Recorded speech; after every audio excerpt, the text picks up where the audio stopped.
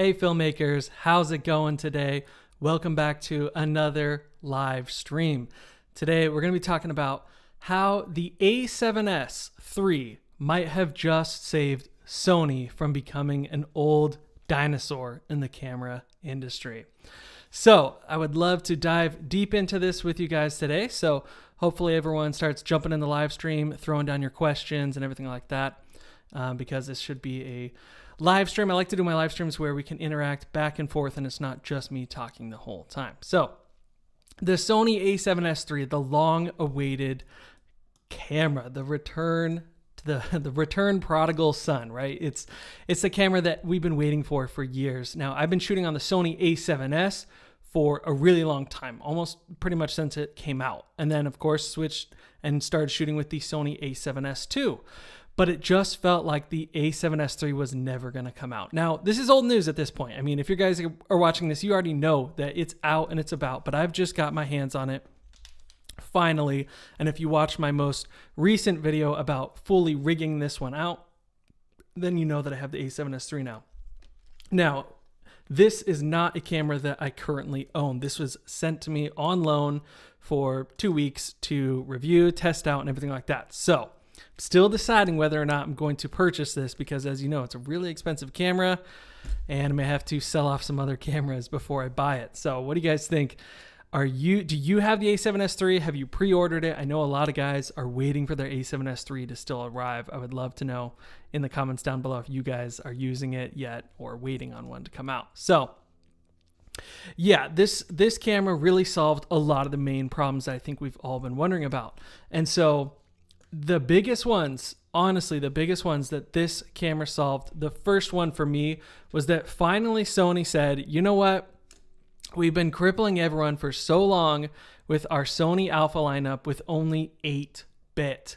Now, if you're not familiar with what that is, just Google it, look it up. But basically, this camera shoots in 10-bit. So it has way more points of data for color and gradation and everything like that, so that actually your sky, skin tones, things like that can look so much better because there's just so much more color data packed into it with 10-bit versus 8-bit. I think it's like millions of points of data different. So that's a huge deal that we've all been waiting for. And even since the announcement of the Sony a7S III, Sony has announced the Sony a7siii, which is still an 8-bit camera. So it's like, hey, we're going to give you a 10-bit on some of our cameras. And by some of them, I mean only one when it comes to the Alpha lineup. And then we're still going to release new cameras, but they're only going to be 8-bit. So buy the a7S III. Yeah, so it's kind of ironic and funny to me. Yeah, so let's see who's jumping down the chat here. Malachi Coppinger, what's up? How you doing? PS Films, hey, welcome back to another live stream. Malachi says, how are you able to contact Sony to loan you the camera? I've been looking into asking them about the Sony FX6 for reviewing it for sports videography itself.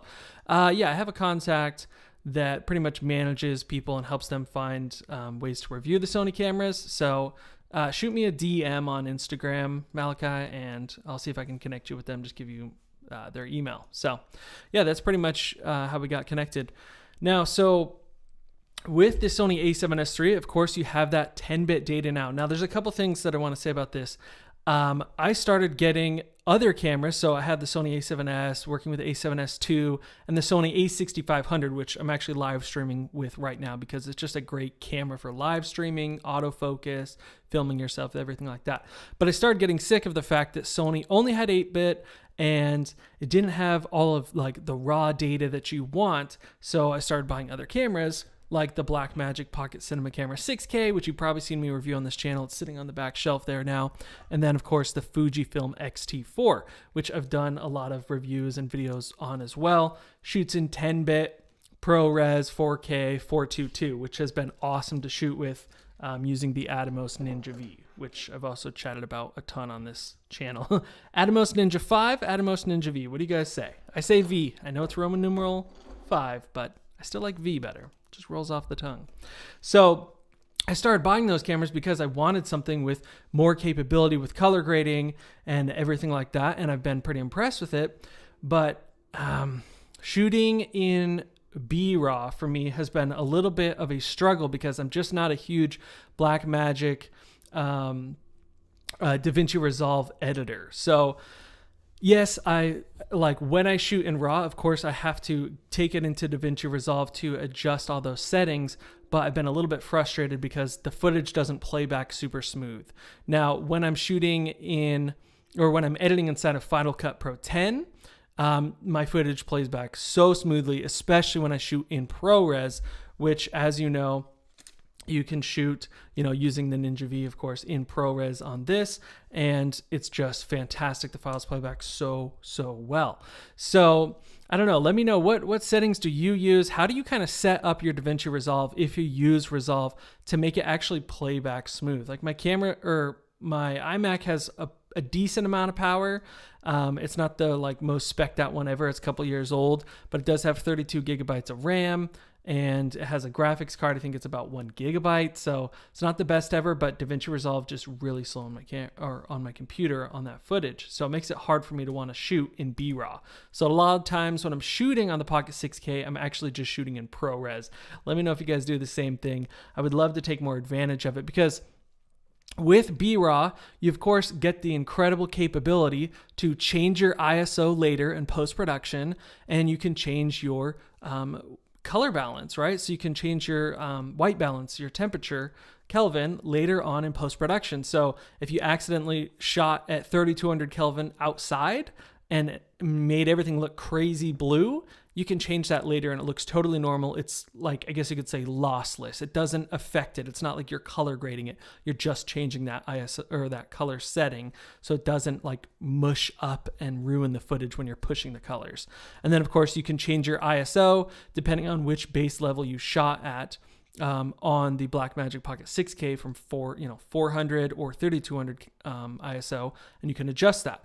Well, we had never had that ability before until the Sony a7S III came along. So Sony, again, may have just saved themselves. And I've seen a lot of guys in forums talking about, hey, I'm selling my Pocket 4K or 6K, switching to the a7S III. Let me know in the comments below, do you guys have one of the Pocket cams? And are you thinking about getting the a7S III or switching over to it? I'd love to know because now you can shoot in ProRes RAW with the Ninja V.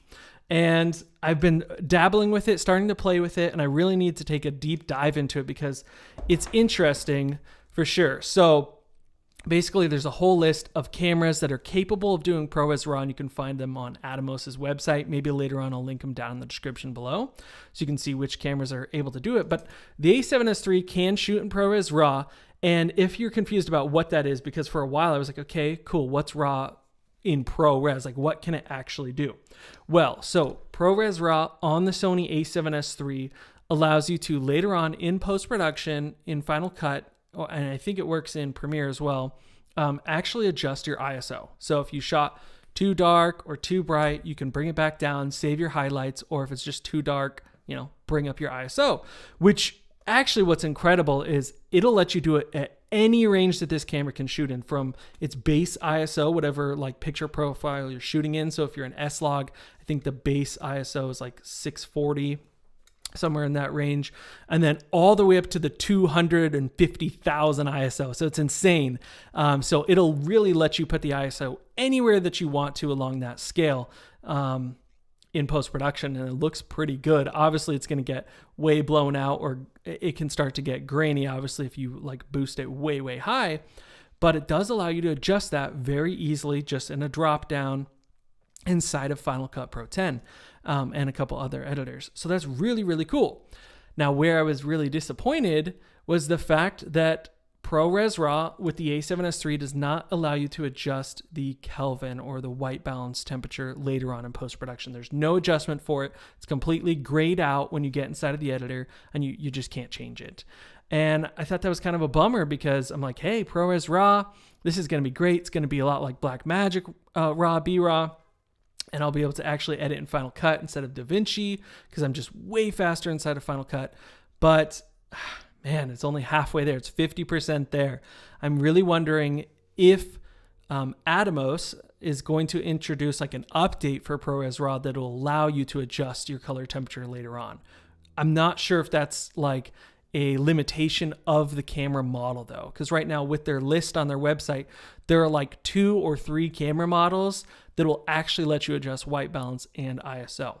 So it's a little bit of a bummer. I know I'm going down kind of like a deep rabbit hole that you may not care about, but let me know. Are you guys interested in ProRes RAW and learning more about this? I want to make a whole video on it if I have time while I still have this camera. So that is a huge thing that they did add that I think is awesome. Now I will say ProRes RAW files, although they play back smoothly in Final Cut, are massive. I mean, so I have a 500 gigabyte SSD that I'm shooting to, and it will only record, I think, 25 minutes in ProRes RAW with the A7S III at 4K, 422. And that's insane. Like 25 minutes of recording out of 500 gigabytes. 500 gigabytes if I was shooting at 4K, even like just in normal 8-bit 4K, would probably give me a few hours, like 2 or 3 hours about, instead of 25 minutes. So if you want to get into ProRes RAW, you got to know that you're going to need a ton more hard drive space to store the footage on. Like I literally just bought a 10 terabyte external hard drive because I was like, holy crap, I'm running out of space quick. So thank heavens the prices on hard drives have gone way down, because 10 terabytes, holy cow, that would have been expensive just a couple years ago. So been happy about that. Let's jump back into the chat for a second, see what's going on. Christian Vetter, how you doing? He says, I just purchased both the A7S III and Ninja V.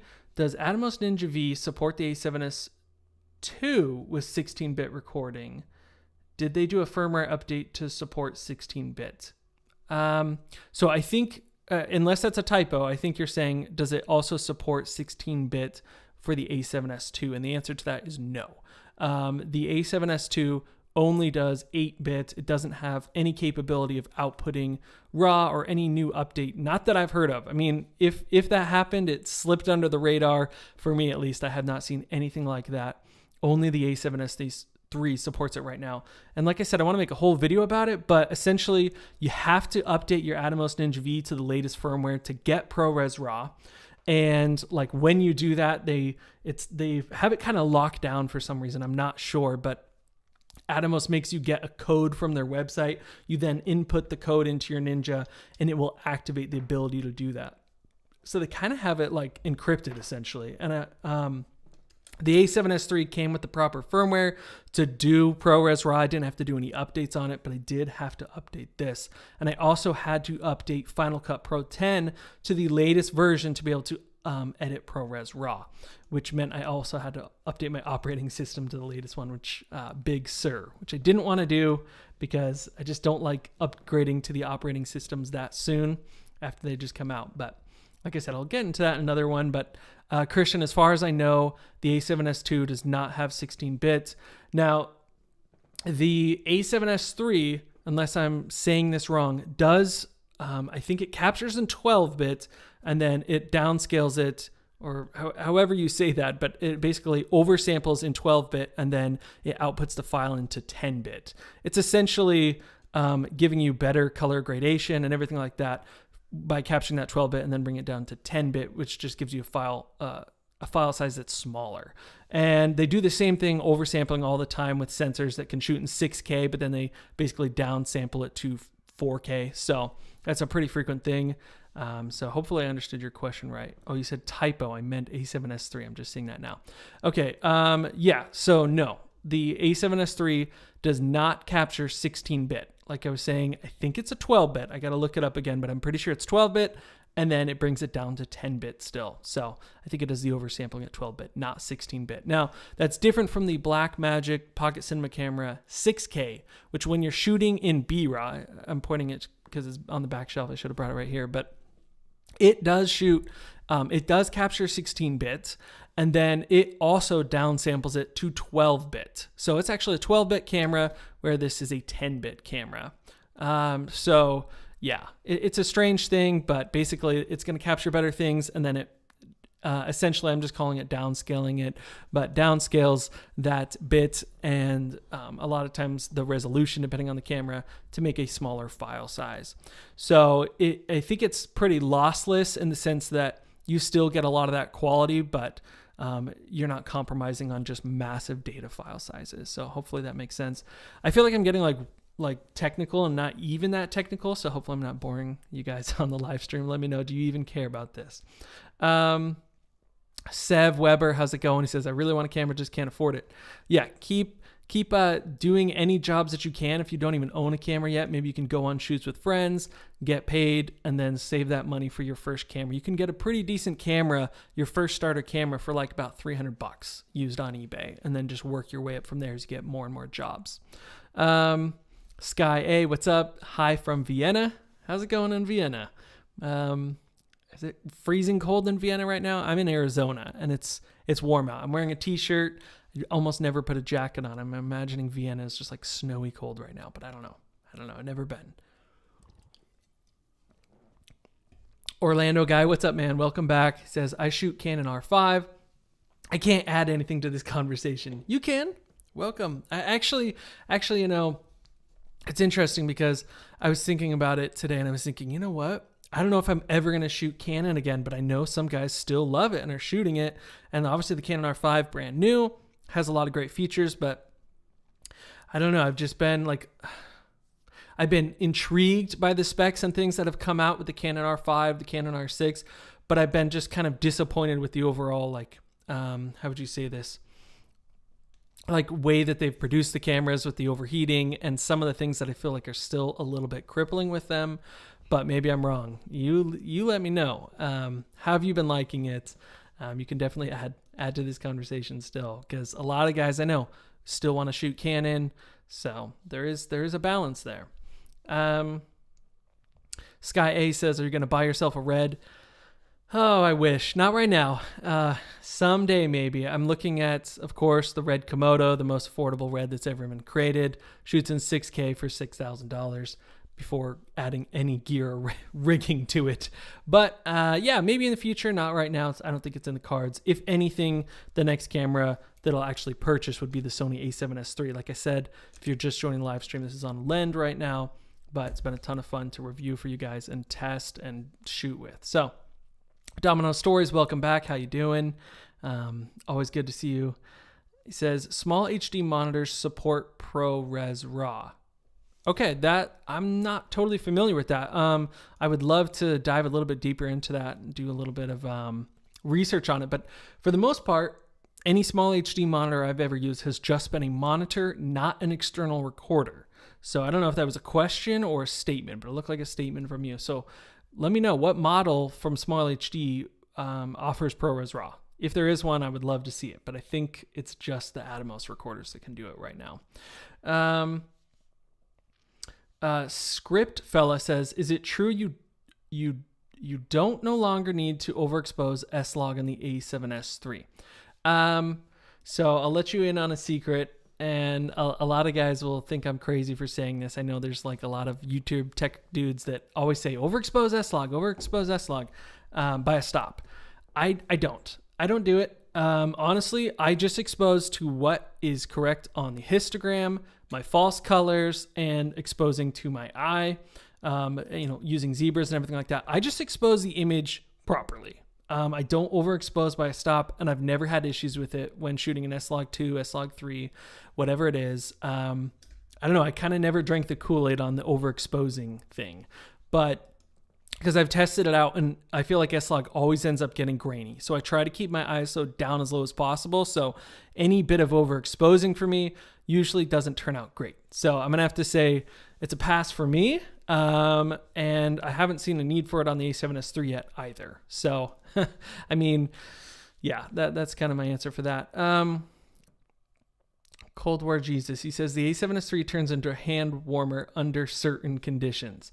Yeah, these cameras, because they pack such a punch in terms of specs, they definitely get really hot, and I know they can overheat. I haven't had the a7S III overheat yet, but I imagine that if I shoot like a long time with it, extended period of time, that it's going to overheat.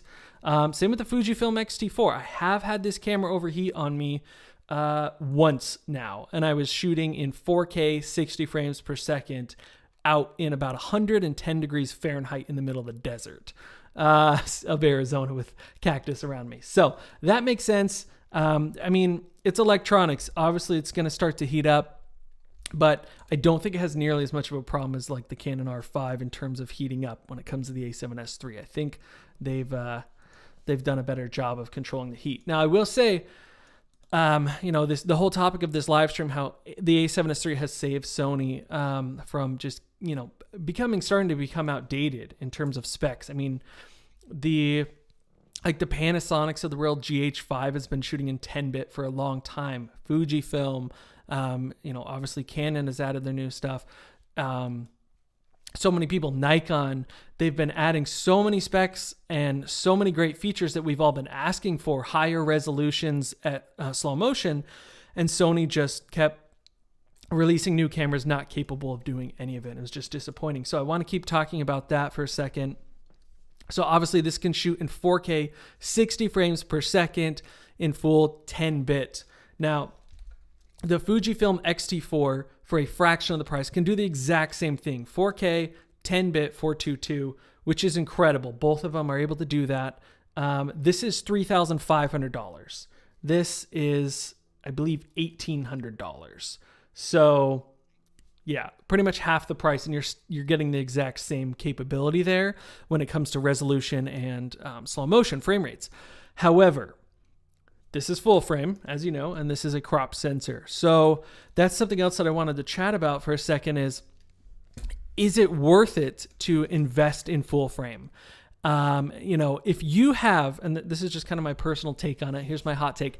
If you already have all of your glass as crop sensor glass, like APS-C crop sensor lenses, and you have a great lineup of wide and telephoto and primes or whatever it is, and you have really good glass, I would say stick with APS-C. I know that may sound a little bit crazy to some people, but full frame is gorgeous, right? Obviously, you're getting a wider field of view and a more shallow depth of field at more focal lengths, meaning that like usually your really nice creamy shallow depth of field starts to come into play more at like 50 on a 50 millimeter and above.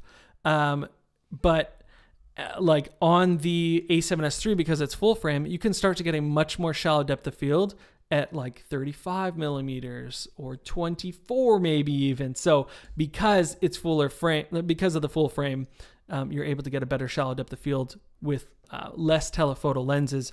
Whereas with something that's APS-C, you need a more telephoto lens to start seeing that better and a wider aperture and everything. So a couple things to balance there. But yeah, if you already shooting APS-C camera and like you have all the lenses for it, I'd say maybe find another APS-C crop sensor camera with all of the specs built into it.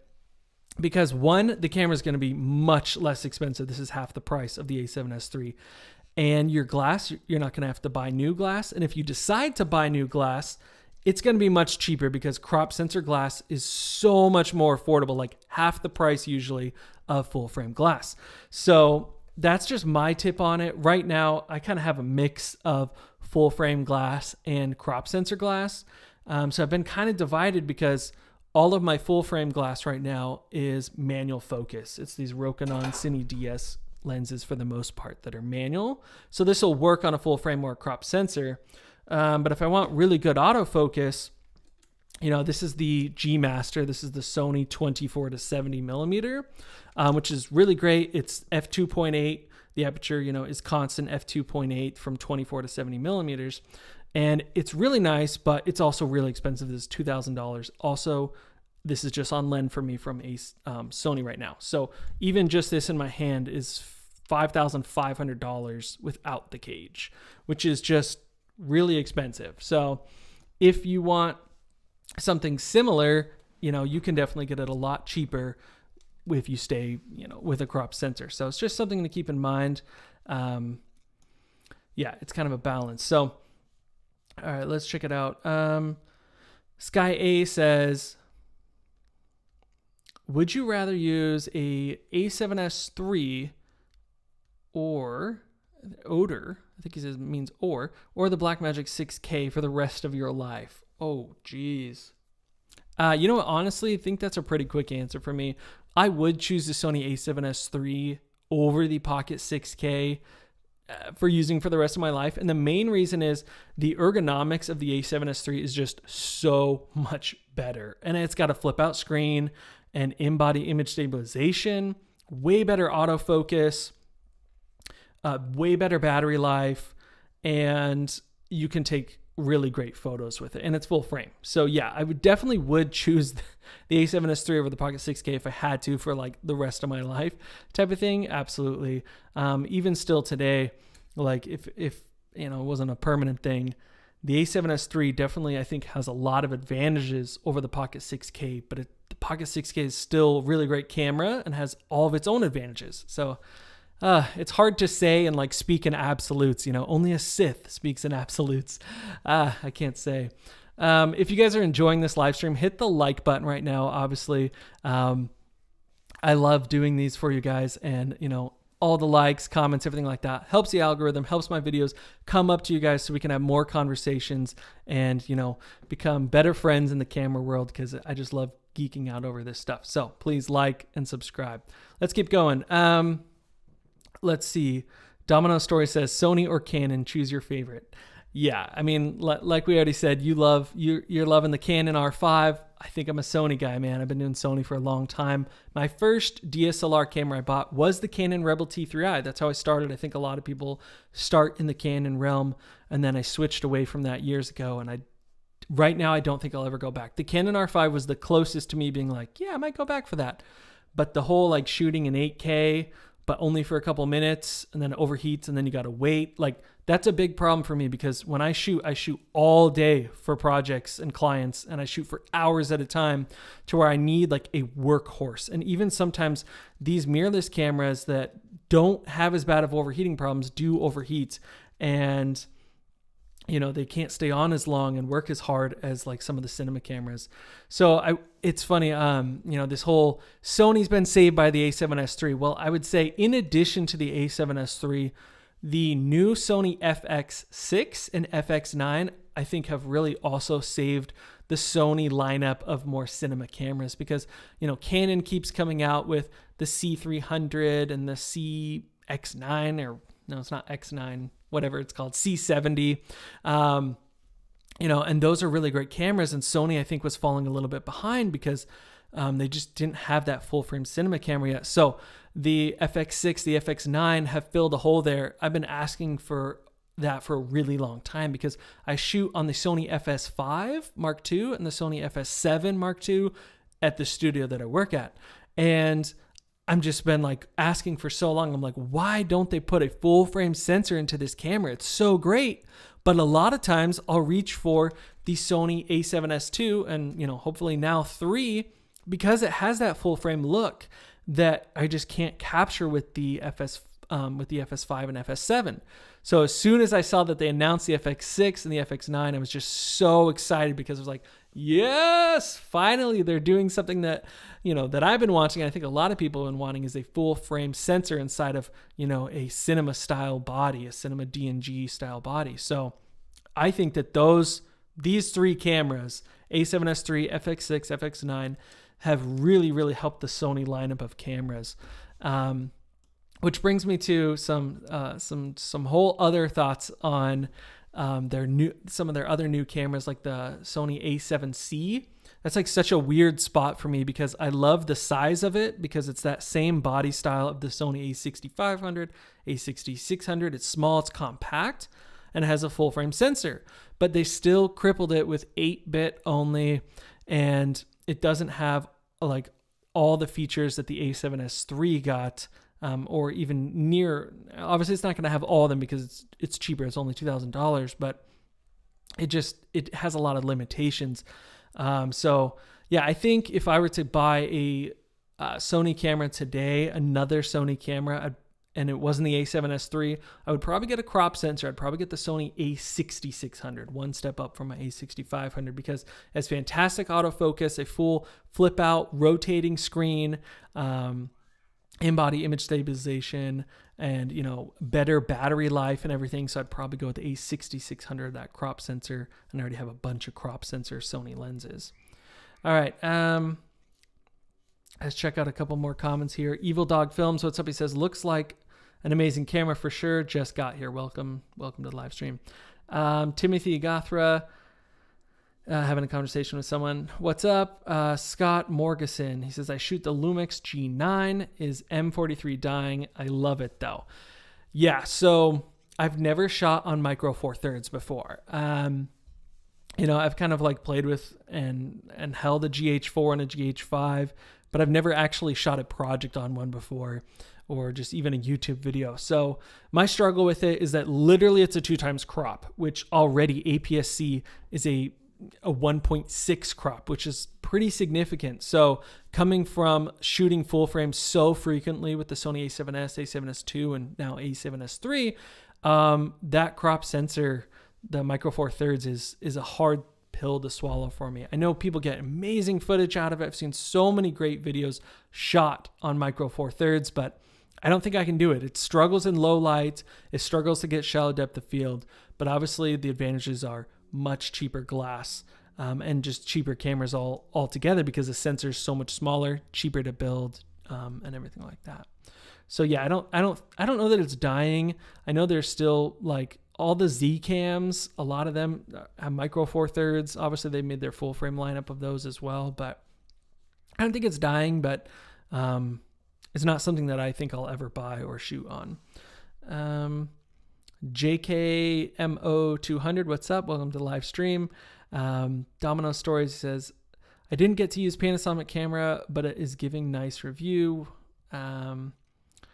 Let's see, it's night here in India, 4:20. Yeah, so usually I'm doing these live streams at nighttime, and it's like morning in India, and people are always like, hey, morning. And I'm like, whoa, it's super late. So it's kind of funny to see that reversed. Sky A says, have you ever worked with Rokinon Cine Cine lenses? And if you have, what do you think about them? Yes, I have shot on the Rokinon Zines on a few projects. I do like them. They are massive. They're heavy. There's obviously disadvantages to them, but so the Rokinon Cine DS lenses are essentially the baby brother to those, right? These are all plastic, a hardened plastic. The Zines are all metal.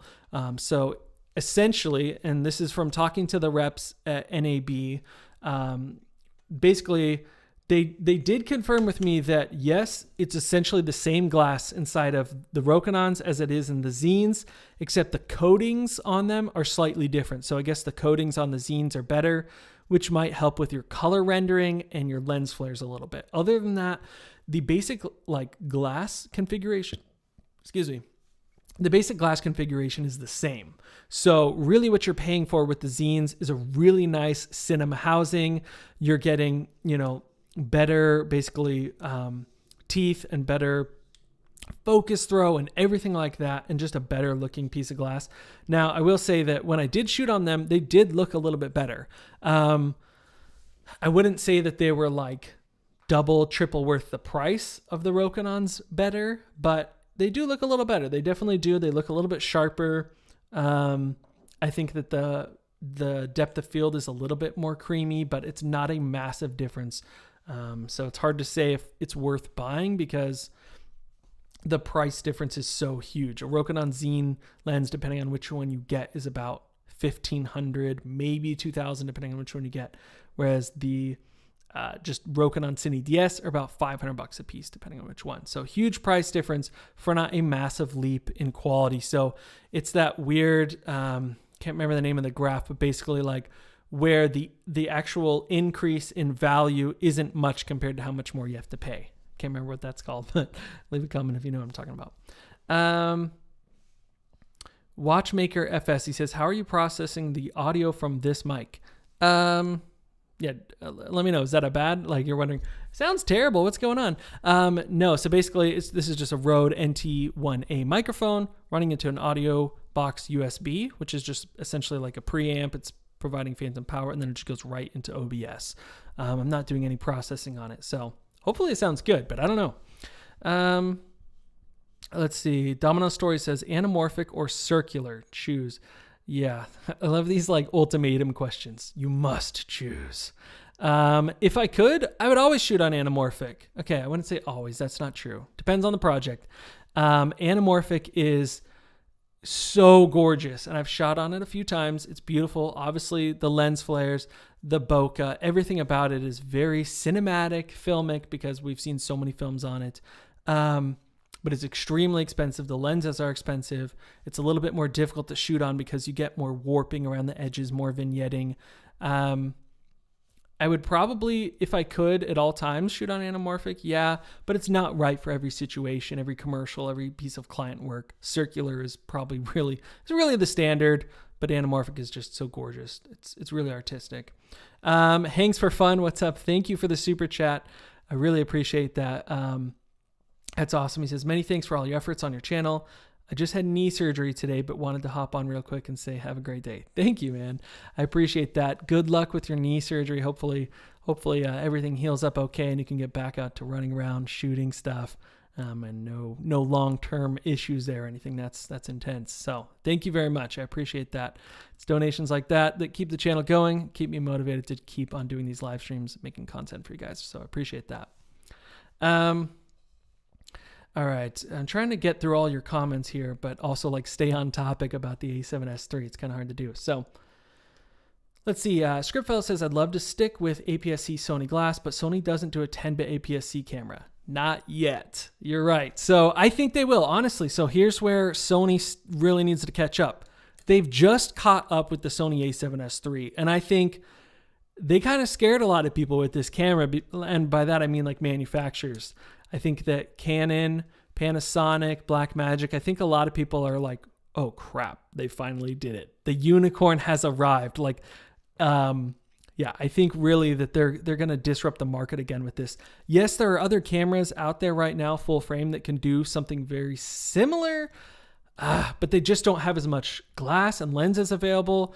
I've talked about this before, but I think it's the S1H that, you can shoot in ProRes RAW as well. It's full frame, but it just doesn't have the same lineup of glass. There's not as many L-mount lenses available from them. So there's a lot of catching up that other manufacturers I think are going to be doing. They know how popular the A7S 1 and 2 have been for the past 5-6 years. And now the A7S III I think is going to be truly a new gold standard for a long time. I think it really will be. A lot of people are going to be shooting on it for a long time. So I will say though, Sony has got to make a APS-C camera that does 10-bit. That's what I was just talking about. Is they released the A6600 and the A7C, and none of them, had 10-bit in them. And I'm really thinking that maybe their next lineup, I don't know if it'll be like the A6700 or something, will hopefully have 10-bit because the Fujifilm X-T4 has it. The Panasonic, the GH5, they all have 10-bit, and Sony knows how to do it. They can definitely do it. I just think they're just kind of waiting out on that. And it's hard because when you introduce the same abilities on two cameras at the same time, it cannibalizes their sales. So instead of them making all the money they would on the A7S III, all of a sudden everyone starts buying, say, the next A6700 that also does 10-bit. So they might lose out on some money there. But I think it will come. Hold out, have faith. The A7S III finally came. I legit thought they might just end it. When they came out with the A7 III that was full frame with pretty good autofocus and stuff, I was like, crap, they may never come out with the A7S III. Maybe they ended the lineup. They just can't do it again. But nope, they proved us wrong. They did it again. So it's pretty amazing. All right, gonna keep going here. What's up, Nelson Molina Jr.? How you doing? Let's see. Cold War Jesus says the Sony uses the lens as a heat sink, so if you're using a small lens, be careful. Good luck with it. That's interesting. I have not heard that with the lens becoming a heat sink. I could definitely see that being possible, but I want to look that up, see if there's any white papers or documentation on that being true. What I will say that's really interesting is coming back to kind of the overheating thing, the Sony A7S III has essentially the exact same full frame sensor that is now in the Sony FX6, which is more of a cinema DNG style camera. But their features and capabilities are almost identical. Okay, this can shoot pretty much the same that the FX6 can do. The big difference is the ergonomics. It's the actual packaging or housing of the camera itself. So as you know, the FX6 has full XLR inputs. It has a built-in variable ND electronic filter, which is amazing.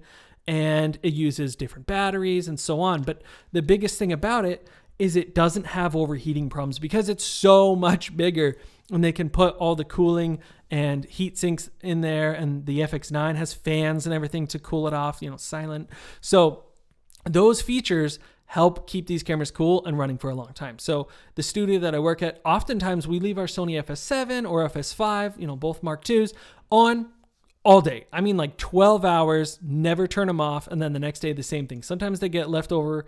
They get left on for 18 hours or more. And then you have no overheating issues, but it's because they're designed to be broadcast cameras per se and just be on for freaking ever. These cameras aren't designed to do that. So they do have issues because they packed it in so small. They don't have the ability to do all of the cooling that the larger cameras can do. So yeah, there's some thoughts on that. Danny NG, what's up? He says, you have any thoughts on Red Komodo versus Sony FX6 image quality wise? Yeah, this is one of those ones that I've got a lot of questions about, and I really do like the way Sony does their cinema cameras. I like all the inputs and features of them. Obviously, that's such a tough one. It's such a hard one because they're really different cameras. With the Sony ones, you're getting basically a broadcast camera that can do a lot of the things that you need to do for documentaries and live recordings and things. Obviously, with the way the world is right now, live streaming, virtual events is really popular. You could do all that so well with the Sony FX6. Whereas with the Komodo, it's much more difficult. You're going to have to add a lot more things to it to make it a little bit more broadcast ready and doc style ready for more money. The FX6 is going to come ready to do everything without having to spend a lot more. The Komodo, you're going to have to spend a few $1,000s more to get all the accessories and parts you need to make it more ready to do that. As far as image quality though, like you were asking, I think they're going to be really similar. Obviously, you're going to get that 6K resolution out of the Komodo, but the FX6 has that great new full frame sensor that we get in the A7S III and has better dynamic range, 10 bits. So I think the image quality is going to be really similar. Obviously, a bit of a difference in, the color science between Red and Sony, but pretty similar. Those two cameras, I think, are good stack up between them. It's hard to say. If I had the money, obviously, I would own both. Right now, I don't have the money, to even buy one of them right now. $6,000 for a camera is a lot of money. So, JKM says, what would your advice be for landing professional clients and work? I've done a couple live streams on that. So go back to my live stream library and just look up, I think it was called making money with videography or something like that. So go check that out. I've got a bunch of answers for you there. Vlad Productions, what's up? Welcome to the live stream. Andre Gittins says, what advice would you give to someone willing to establish their own media production company? I would say definitely go for it. What I would say is if you're working a job right now, whether it's part-time or full-time, keep doing your videography work on the side, keep growing that, get some clients that are consistent and regularly shooting with you almost on a monthly basis. And once you've built up enough clientele to where you're just hey, I don't have enough time to keep building up or take on more side jobs, then it may be time to transition to a full-time production company. But I wouldn't do that until you're really at a point where you're hey, I think I can make that jump safely. I mean, some people just go for it and they're willing to scrimp and save and not have much money and just go for it right off and quit their full-time job. But definitely go for it. Video is not going anywhere. It's only getting bigger and better and greater. And especially with the way the world is right now, people need it so much more than they ever have before. We've been having people ask for it that have never asked for it before. This is going to sound morbid, but live streaming funerals. We've had to do that. People have asked us to do that. And that's not great, but it's a need that's never been needed before, really, I don't think. And video is just going to keep growing. Even after this whole thing wraps up, I think video is just going to keep going and going. So there's always room for more production companies in your town. So go for it, man. I think it's a great thing to do. Cine, what's up? It says, great video. Just wanted to note that ProRes RAW on A7S III is a 12-bit codec. Okay, cool. Yeah, like I was saying, I can't remember the exact ratios there. There's like 16-bit and 12-bit, and I know that they're doing some down sampling with some of that, and coding it different, but capturing it in another way. So good to know. Okay, directly from their website says the Ninja V captures tremendous detail with 12-bit log files over 68 billion color gradations. This is converted from the camera's 16-bit linear raw output. There you go. There you go. Thank you. Thank you for pulling that up. I was like, I know it's something like that. So it's 16-bit down to 12-bit. So similar to the Blackmagic cameras. So I stand corrected. It's the same thing. The Blackmagics capture a oversampling of 16, and then they downsample it to 12 bits. It's converted down. So that's really cool. What's up, Jan? Welcome back to another live stream. Jason Bates. Hey, Jason Bates. He says, I watch your vids. Great job. Do you use Vimeo to host your vids? If so, why or why not? I don't know if this is a joke or not, but I've like completely dissed on and destroyed Vimeo on this channel many times, like in live streams and things. I don't use Vimeo at all. I think it's a dinosaur of a platform. Honestly, I think it will die just as Vine has died before it. Main reason being it's not a search engine. It's not like Google. YouTube is, they say the second largest search engine, blah, blah, blah. And people go there to find videos, and most people use Google as their platform to browse the internet. And so they immediately, they surface YouTube videos. They're not surfacing Vimeo videos because that's a competitor for them. So I think the platform, unfortunately, will die and deteriorate. It's just not good enough of a community. People don't get on there and watch live streams and comment and, that sort of thing, like the communities that are created with YouTube. Vimeo, obviously they have, I guess, better compression for the videos. So people claim that they look better on Vimeo, but you can upload 8K videos to YouTube and obviously 4K. So they can still look really good resolution. You just need to, hit that gear icon on the video and make sure you're watching it in 4K or 8K. And you'll get that great same resolution you get from Vimeo. So yeah, no, I don't watch them, or I don't use Vimeo. Let's see. So Sky A says, which low budget matte box would you recommend? Foca DP3000. Yeah. So I had the Foca, DP, I don't know if it was the 3000 or which one it was exactly, but it's the Foca DP matte box. And I really like that matte box because you can use 4x4 filters, drop in. You can even put a polarizer in there because you can spin it and everything like that. But it's not a bad one at all. I think it's nice. Swing away matte box. I think it's about $300 roughly. So yeah, I think that's a good choice to go with.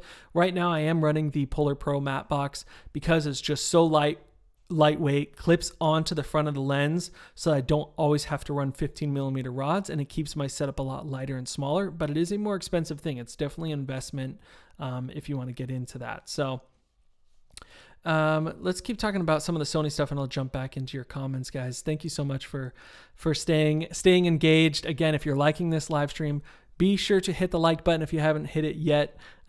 It definitely helps surface the videos and keep people watching. So something else that Sony has done, of course, that about, that with the a7S III that saved the lineup, is the flip out screen.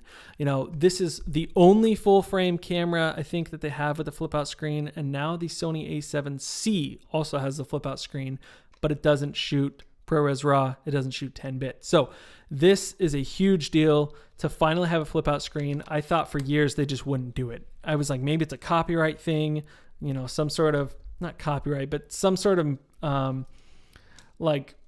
patent or something that just won't allow Sony to do it, but Fuji does it. Everyone has it. Canon, Panasonic. Why won't they do it? But they finally did it. They're not going to remain the dinosaurs. Like Canon, unfortunately, has they're weird because they will innovate, and then in other places they won't, and they just stay dead there. And I was worried that Sony was doing that by not offering the changes that we wanted. So the big things that they finally did to keep from essentially in my mind, just people abandoning the Sony Alpha platform, is making a flip out screen, adding a full size HDMI port, which to some people may not be a big deal, but when you shoot on these cameras with external monitors all of the time, you need a better connection than micro. So the full-size HDMI is just such a better connection. Obviously, SDI is even better, but They don't put SDI on these little mirrorless cameras, except the Red Komodo does have SDI out. Doesn't have HDMI out. Little did, if you didn't know. So it's just great things like that they've done that I think are really important. Obviously, the extended battery life of the new Z batteries.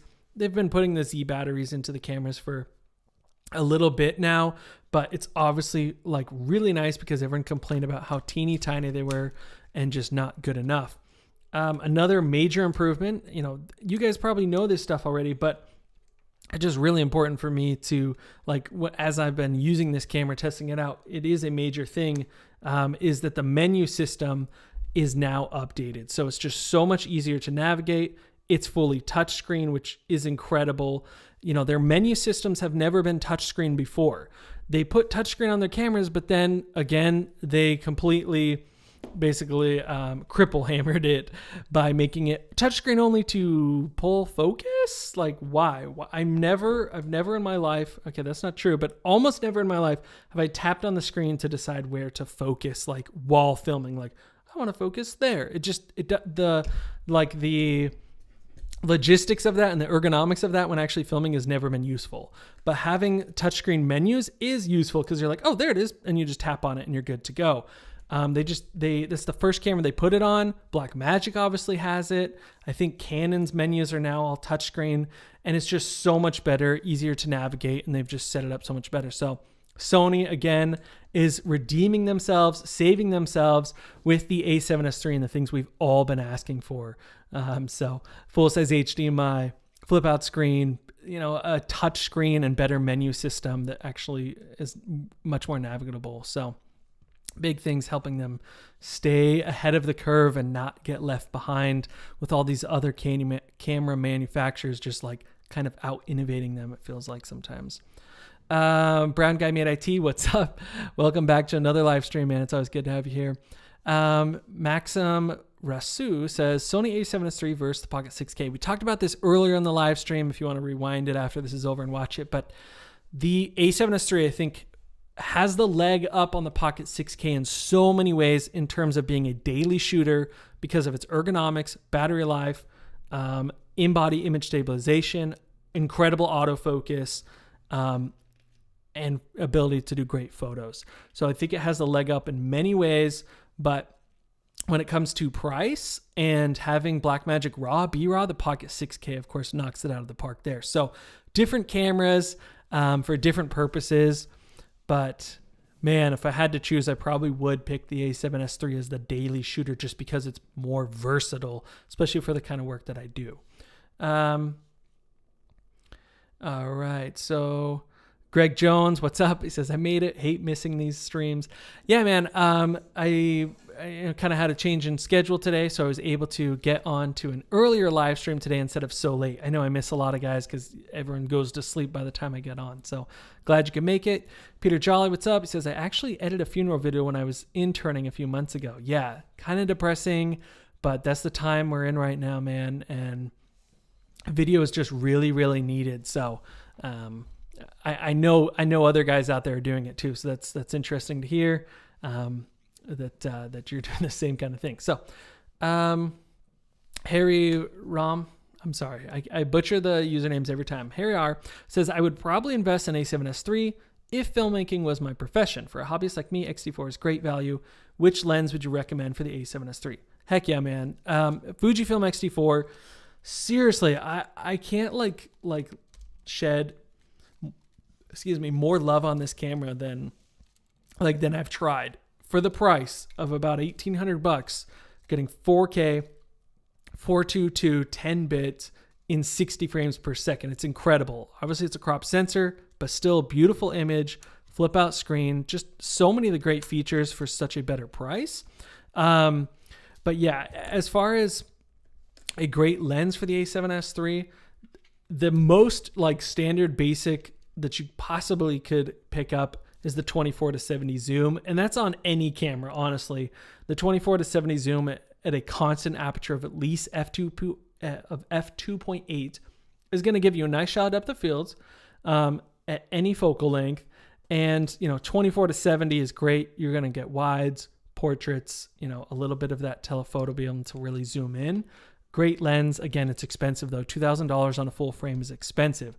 Now, I know Sigma also makes a 24-70, and I think it's about $1,000 or $1,200, much cheaper, but also works with the Sony. So maybe save yourself the money. Don't get the G Master. Get something a little bit more affordable. Yeah. So, all right. Brown Guy Made IT says, I have a friend. He's done 13 funeral live streams in 2020. Crazy. I couldn't do it. Yeah, I have not done 13. Nowhere even near that. But I know it's necessary right now.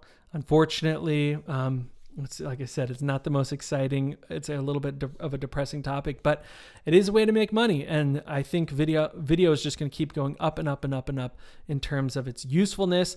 And after hopefully this whole thing subsides, and you know the world can get back to hopefully normal, I think that video is still going to be very needed, and people realize, wow, that was really nice to be able to live stream these different events and things. Besides even the funerals, you know, it's going to be nice to be able to just catch it on the live, whereas so many things have never been offered on live before.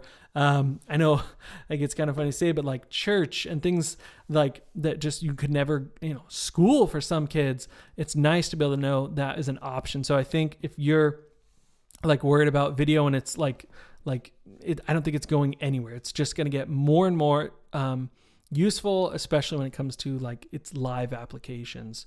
Hanks for Fun says Vimeo has 10-bit 422 video. Yeah, that's what I was wondering, is I don't know how they compress their video and like what they do to it. So yeah, I figured it was something better. That is incredible.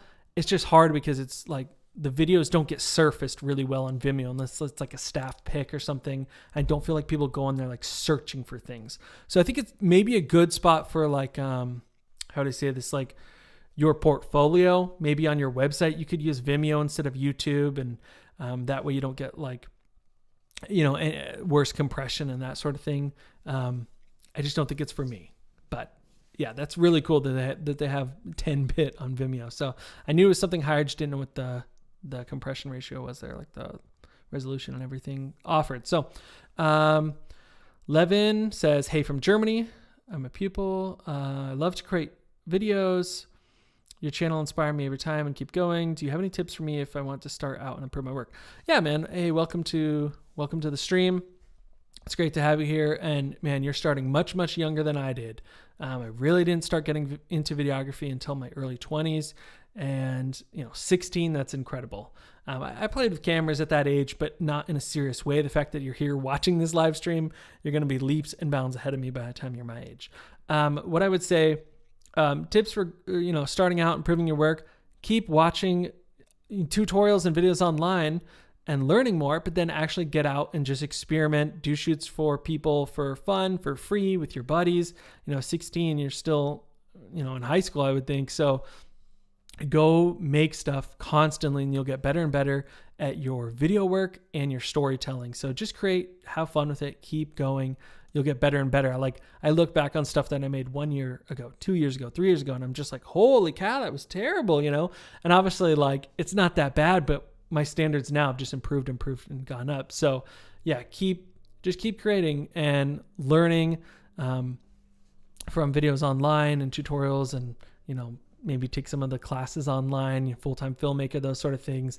And you'll just get better and better as you do it longer. So, Andre Gittin says, to be honest, the a7S III is a beast compared to other cameras that offer the same features at a higher price.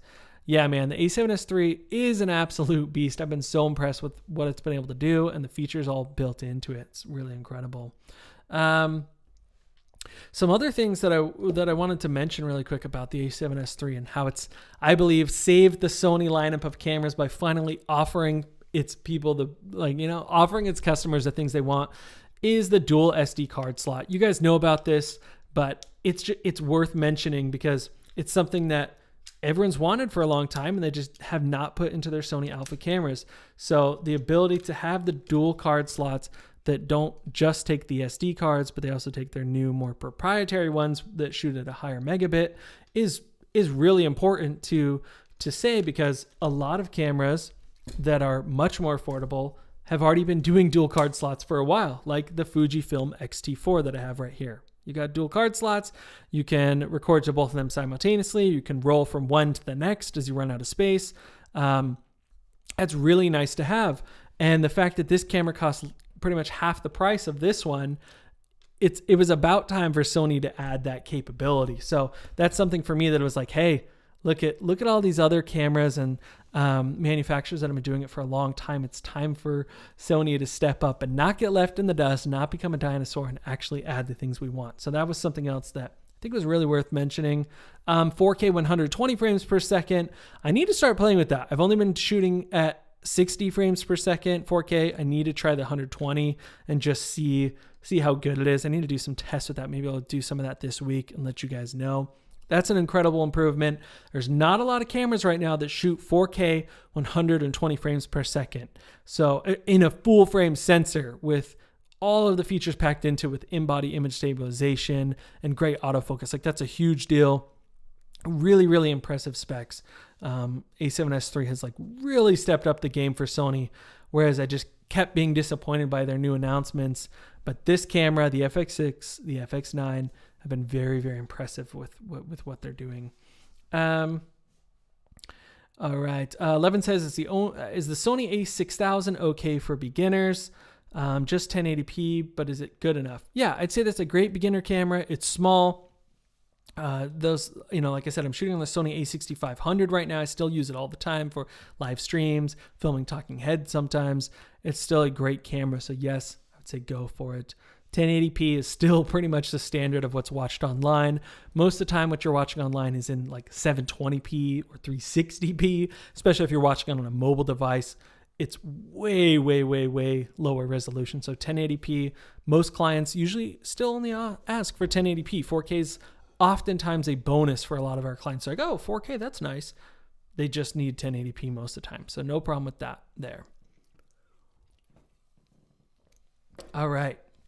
Sorry, I'm like advertising for Mountain Dew constantly because I love it.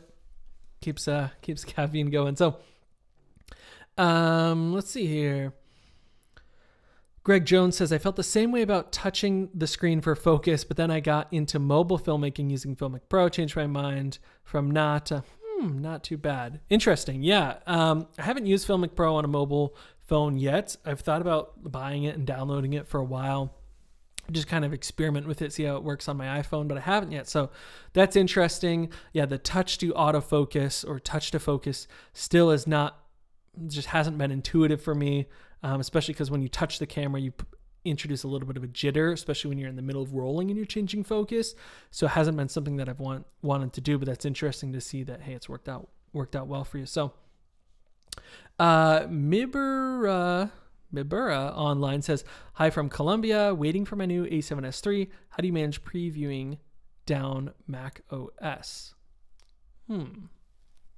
Not sure what you mean by that. Welcome from Colombia. What do you mean by how do you manage previewing down Mac OS? I'm not sure exactly what you mean by that, but I am editing the footage inside of Final Cut Pro 10, and it's done a pretty good job handling the footage, even ProRes RAW, without any issues. Yeah, I haven't had any issues like viewing the footage or previewing it on my computer. So maybe clarify that question for me a little bit if you're still wondering. Let's see. Levin says, which E-mount APS-C lens do you recommend for filmmaking as an all-arounder? Sigma 18-35? Yes, if you're shooting on the APS-C, the 18-35 is a great all-around lens. It's essentially like a 24 to 55-ish range. So when it comes to being in terms of full frame, so that's a great lens all around. I can definitely recommend that. Yeah, I think that's good. Let's see. Keep checking out the comments here. Mayor Kaimo, what's up? Says great to be back. Yes, thank you for joining on the live stream. Mayor Kaimo says, I don't have a ton of buddies. How do I practice? Yeah, so I've done a ton of filmmaking just completely by myself. Especially when I was starting out, I was like, how do you do this? How do you do that? I just watched a video on how to do this thing let me just go out and do it and even film the most boring things in the world, honestly. So I would say a good way to keep practicing is maybe find a park or hike or something in your local area that you can do, like go on and do and explore. Bring your camera with you and test out techniques. So maybe you're testing out like how to do like a nice like rack focus, focusing on something near, even if it's something as boring as just a flower or plant, to the back. Because sometimes those techniques will come in handy and you just need to learn that muscle memory for it.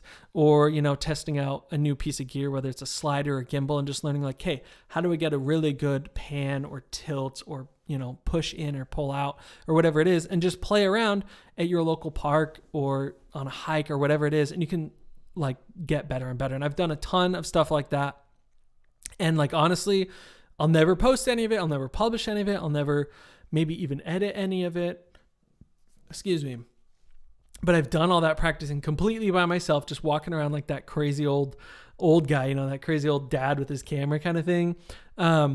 Just walking around taking video clips of the most boring things in the world.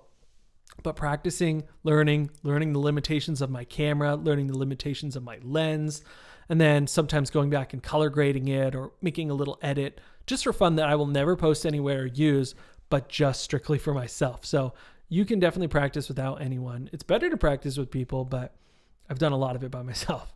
Absolutely. So Dupified, hi, what's up? He says, I'm a big fan. Good for on the spot. Let's see. So Andre Gittin says, I'm a bit confused about external recording on these cameras. Do you have any videos on the topics? I'm 15, by the way. Okay, yeah. So Andre, I'll try and basically explain this as best as I can. The Sony a7S III, you could throw an SD card in there, hit record, and it's all going to film to the SD card. It shoots in really great internal resolutions, 4K, 10 bits, etc. But you can use something like this. It's called a recorder. It's from Atomos. It's a Ninja V. It's essentially like, the best way to describe it is like a little computer in a sense, with a monitor on it. So you can view your image. You plug it in via HDMI, and then whatever the camera sees from the sensor, it sends it to here. And not only do you view it on this monitor, but you also record it to a little hard drive. So this is a SSD hard drive that it records onto. Okay, that's really it. It's like a little computer that records the footage for you instead of recording it on the SD card on your camera. The reason that you would do that is because you can get better, essentially, footage using it externally when it comes to compression. So it doesn't compress the files as much and make them as, how do I say this? Like, it doesn't lose as much data with the color and detail and that sort of thing. It can give you a better looking image in the end. And it allows you to color grade it more later on in post-production and that sort of thing. So is it necessary? No, it's not necessary at all unless you're trying to shoot ProRes RAW or something like that. But that's what a external monitor would be used for, an external recorder. So yeah, if you have more questions, I've done a video a little bit about it on the channel. I think it was called the Atomos Ninja V versus the small HD focus. You could check that one out on the channel. Might answer a couple more of your questions. All right, Marikaimo says, did you see the new Mountain Dew commercial with the ice drawer in the horse? No. That sounds funny, though. I'm going to have to look that up. Oh, man. I drink way too much Mountain Dew, but I'm going to look that up. That's funny. Brett Young says, when you shoot with an external monitor using the a7S III, what settings do you use to get correct exposure? Do you still rely on the small touchscreen on the camera for focus or focus manually? Okay. Let's see. When I'm using an external monitor, I rely on that wholly for my focusing, my exposure, obviously composition, everything like that. I will rely completely on whether it's the Atomos Ninja V or a small HD or whatever the external monitor is. I will use that completely because the LCD just is such a terrible representation of what your image looks like when it comes to focus and exposure. Even though it's decent, it's just not good. So yes, I will rely completely on the monitor and the tools built into that monitor. So if it has false colors, I'll use false colors, zebras, histograms, scopes. I'll use any of those features that are built in to gauge my exposure and get it looking correctly. And when it comes to focusing, depends on the project. But I will typically focus manually, especially if it's just like a talking head interview. I'll get a focus on the subject, leave it. They're not really going anywhere. They might lean in and out a little bit. And if they like really lean in, I'll change the focus manual on the lens, set it. If they lean back, I'll set it again. But typically most people when we're doing interviews know not to like sway in and out and stuff. I will use autofocus still if I'm running on a gimbal most of the time, because the autofocus on the a7S III is really, really good. And on many of my other cameras, it's pretty good. So yeah, I will still use autofocus while using an external monitor. Those things don't really affect each other at all. So yeah. Sev Weber says, can I use an external monitor for a Samsung camcorder? Probably.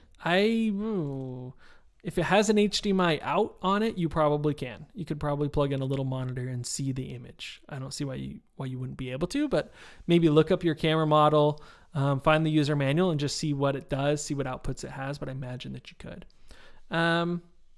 Great comments, guys. Lots of good stuff happening. I appreciate it. We've been going on the live stream for over an hour now, so we're going to be wrapping it up pretty shortly. But I want to hit on a couple final things. And before we start wrapping it, be sure you hit like. If you haven't liked or subscribed to the channel yet, definitely do that. It's great to have you guys as a part of the community. It's always fun. So a couple final things that has saved Sony and their lineup of cameras with the a7S III. One of them that doesn't seem major to a lot of people is the fact that the actual flaps on the side that hide all the ports are greatly improved. They're now these like rigid little doors instead of little like floppy rubber flaps that like bloop, flop down and get in the way. These like click out and they stay like basically directly out. They're like little doors and they stay there, and it's fantastic because it hides away your HDMI, your microphone input, all those sort of things. And it's just little improvements like that that can make a big difference that people have been asking for, they've been wanting, and they just haven't done. I think it's a really great improvement just when it comes to the usability of the camera. A couple other things they've added that I think is great is, of course, the improved skin tones. The color science on the a7S III is better. Everyone's been saying, hey, my footage is way too green. My people look like aliens or something on the Sonys. Can you improve that? They have improved it even more so on the a7S III. The dynamic range is better. So your highlight, like essentially roll off and the way that the sky can be rendered and so on can look better because they've improved the dynamic range with the a7S III. So these are all things that people have been asking for improvements on Sony, and they just really haven't done it on many of their cameras. So the fact that they like threw all of the improvements into the a7S III, I think either tells us why it took so long to come out or what. I don't know, but they finally were like, you know what? We're going to pack it all into one camera and give the people what they've been asking for. So for me, it's a huge deal because I haven't been thinking about walking away from Sony. I hate when people say that, walking away from this camera manufacturer. But I've been just like, oh man, like there's no new camera that I'm excited about. Like they just keep releasing things that are kind of like, okay, another 8-bit camera, APS-C or whatever, not very like the best autofocus, whatever it is. But finally they came out with a camera that like hit all the spots and it just really, really got so much better. So it's really great. Okay, I'm going to hit a couple last comments here and I'll let you guys get on with your life. So let's see. Let's see here. Greg Jones says, one way to practice is to take the most mundane and ordinary task and make it look cinematic. For example, make taking out the garbage look like a cinematic masterpiece. Heck yeah. Heck yeah. Yeah, I think you could do that. That would be kind of fun. Taking out the trash, making it look interesting. Maybe that'd be a good challenge, Greg. What do you think? That'd be kind of fun. I'm thinking like about all the times like depending on where you live, taking out the trash actually might look kind of cool. Like especially if you live against a dark alley with like brick or like street lamps in it and it's like all wet. And there's like lights, glistening off of it and you like take it out and you're like stuffing it down, smashing it in. I could see how you can make a little sequence with that. So great way to practice. For me, taking out the trash is pretty boring. It's just all black trash on the side of my house. Not very exciting, but that might be a fun challenge. The trash challenge. Cinematic trash challenge. #. All right. Evil Dog Film says, I've subbed recently and I'm not familiar with everything you've done, but have you published narrative work, short or feature? Yeah. So, I've put a lot of little short films on the channel. You can check that out under a playlist just called short films. But most of the work that I do is client work, and so I can't post it. It's not on my YouTube channel. There's some of it on my website, but a lot of it's for a company that I work for, and I can't share and post all their work as just my own because it's a team effort. So I do a ton of commercial work for local businesses, medium-sized businesses, done work for a lot of like, doctors, PetSmart, like grocery stores around here. Like, I don't know if you guys are familiar with like Kroger, those sort of things. So those are like a lot of the companies that we've worked with, Marriott hotels. So I can't always post that stuff, but it's essentially a lot of commercial work, client work, live streaming, live broadcast. I've filmed live news many times, many times. All sorts of live streaming. So most of the work I do is very business oriented, not as much narrative work as I would like to. I would love to be shooting movies and television shows, but I'm hoping that comes in the future. I've shot little mini docs many times that are like 15 to 30 minutes long about different topics, with different companies or nonprofit organizations where we've shot little mini docs and such. I hope to share more of that in the future, but a lot of it I just can't put on my channel. I don't like own the rights and stuff to it because I do this full time for a living, and I do it for a lot of other people, so I can't always share that stuff. So yeah, hopefully that answers the questions about what I do. We've talked about this before, but Levin says thoughts on the M1 chip. I'm not going to dive into that deep here, but I have yet to work with it, try it out, but it looks like it's going to be good. Let's see. Kyle Fields, what's up? He says, just tuned in. Love your channel. Keep up the great work. Thanks, Kyle. Appreciate the support. It's always great to have that feedback because sometimes it's hard to get on. Today I was like, I don't know if I'm going to jump on this live stream. I'm just tired. Who cares? But I appreciate that when people get on. So Amir Riza, what's up? He says, what's your favorite movie? I'm just going to keep this short and simple. It's the Star Wars series, not the newest ones. Hate to say it, but 7, 8, and 9, not my favorite. Mandalorian knocked it out of the park. No spoilers, but holy crap, did you see the season finale of The Mandalorian? Oh my gosh. Oh, so good. Anyways, I could do like a whole live stream on that, but I won't. I just won't because I know not everyone's as excited about that stuff as me. Greg Jones says, it's official, the first cinematic trash challenge. Yeah, dude. I like it. I like where this is going. We might do it. We'll see. All right. So Mira, sorry, I keep messing up your username. Mibura Online says, thanks. Try to answer about previewing. I use a lot of pre-visualized material in macOS Finder, but reviews said that basically you can't with A7S III files.